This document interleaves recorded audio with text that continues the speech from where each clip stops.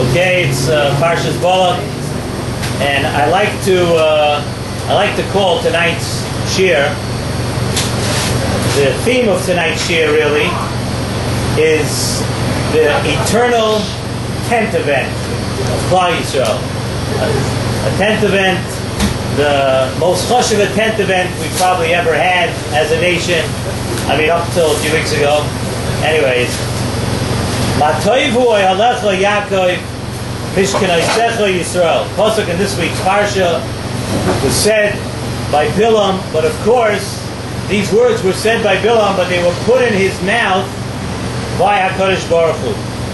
The Gemara in Sanhedrin, Daf Kuf Hey Amud Beis, talks about this and says as follows: Mibirchaisav shel Oisa Rasha, from the brachas of this Rasha, Bilam, Atalome Mahoya Beliboy. From the brachas that Bilam gave, we're able to tell what was really in Bilam's heart.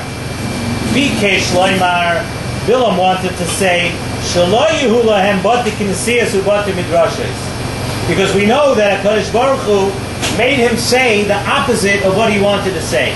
So from what he said, we see that Bilam HaRasha did not want Klal Yisrael to have Bati Kinesias Ubati Midrashes, and HaKadosh Baruch Hu turned it around. Zok Rashi over there in Sanhedrin, Rashi says, how do we know that HaKadosh Baruch Hu turned it around? The pasuk says, "Vayavoich Hashem Elokecha es haklala livracha." HaKadosh Baruch Hu turned around HaKadosh Baruch Hu turned it around from a klala to a bracha, and it says that because Bilam wanted to make this, that they should not have what you can see as a bati midrashes, HaKadosh Baruch Hu turned it around completely and told him to say, "Matoivu oyalecha Yaakov." Zok the Gemara continues and says that would you know that most of the brachas that Bilam HaRasha gave, the brachas that HaKadosh Baruch Hu, over the generations, at some point those brachas unfortunately were turned back into klalos.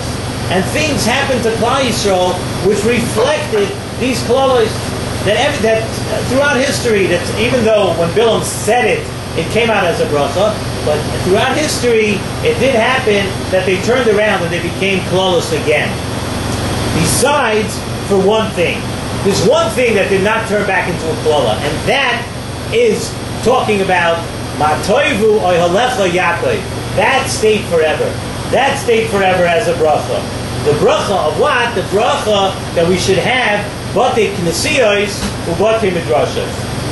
So we see, how do we have a riot to that? Because the pasuk says, what does the pasuk say? The pasuk says, "Vayavoich what? Vayavoich Hashem Elokecha es haklala." HaKadosh Baruch Hu turned around the klala. It doesn't say that he turned around the klalos, but the one thing that remained a bracha, Vayavoich Hashem Elokecha es haklala, and the pasuk says, "Ki ahevcha Hashem Elokecha," HaKadosh Baruch Hu loved us. He turned around the klala, and what is that one klala? That is a klala that Bilam did not want us to have shuls and bati medrash, and we have that forever. That never turned around. Frekta Nesiva Shalom, an unbelievable kasha. How can we say? How is it possible to say that the pasuk where it says Vayavoich Hashem Elokecha is talking about only one klala? We know that it says Ki ahevcha Hashem Elokecha, because HaKadosh Baruch Hu loves Klal Yisrael. How can you say that because it uses a singular lashon of klala, that it means only one klala was turned around forever to turn into a bracha, if it says afterwards that HaKadosh Baruch Hu loved us? If HaKadosh Baruch Hu loved us, why would everything else turn back into a klala, and He would only allow us one bracha forever? How does that make any sense? Also, what is so special about Bate Knesiyos or Bate Midrashos that now that's the one thing that HaKadosh Baruch Hu said, I'm going to turn around forever? That you're not going to have any more, you're never going to have to worry about that. You're always going to have Bate Knesiyos or Bate Midrashos. What is special about that? So we can answer these questions with a yisoid that the Nesiva Shalom has said many times, and it's a yisoid that the Nesiva Shalom talks about a lot. He says, when we perceive bracha and klala, what do we think it means? The Nesiva Shalom says that bracha or klala are defined as whether we are close to HaKadosh Baruch Hu or not. When a person is Davak B'Hashem, when a person is close to HaKadosh Baruch Hu, he's in a matzav of bracha. That's bracha. If a person finds ways to get himself close to HaKadosh Baruch Hu treats him in a matzav of bracha. HaKadosh Baruch Hu pours down the bracha on him. If a person, chas v'shalom, is menutak from Hashem, if he's far away from Hashem, that person is chas v'shalom living in a matzav of klala. And we know the Shiur Shalom actually says, we base this on a Rambam. The Rambam in Moreh Nevuchim says that anything negative that happened to tzaddikim and neviim, we know sometimes bad things happen to neviim, to tzaddikim.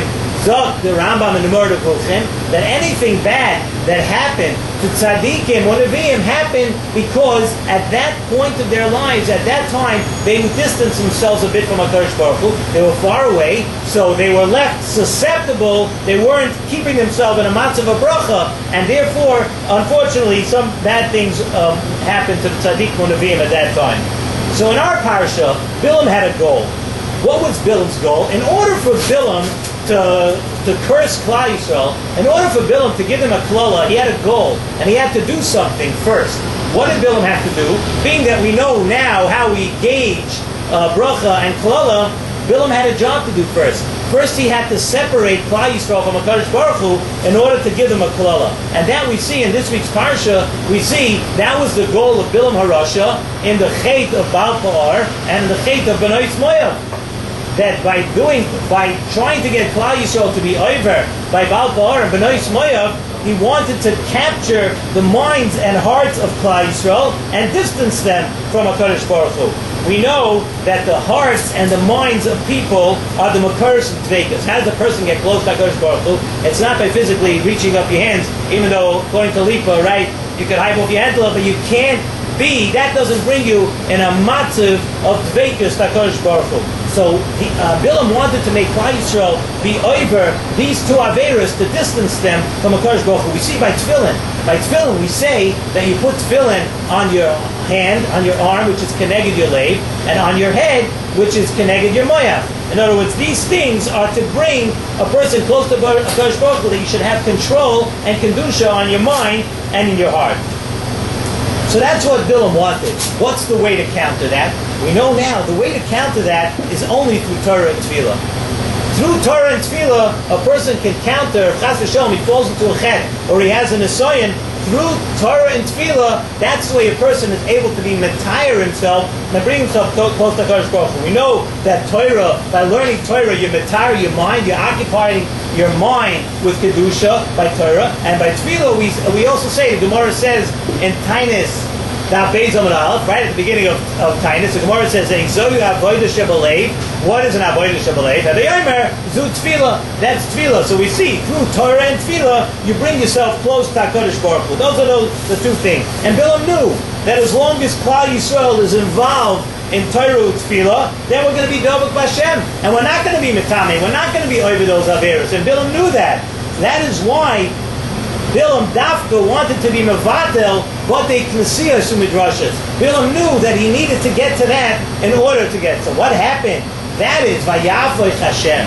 So we said, how could it be going on only one klala? No. What Hashem said when Hashem made him say Matoivu Alecha Yaakov, what's he saying? It's not just one bracha. What he's saying is that we'll never be able to be in a matzav of klala.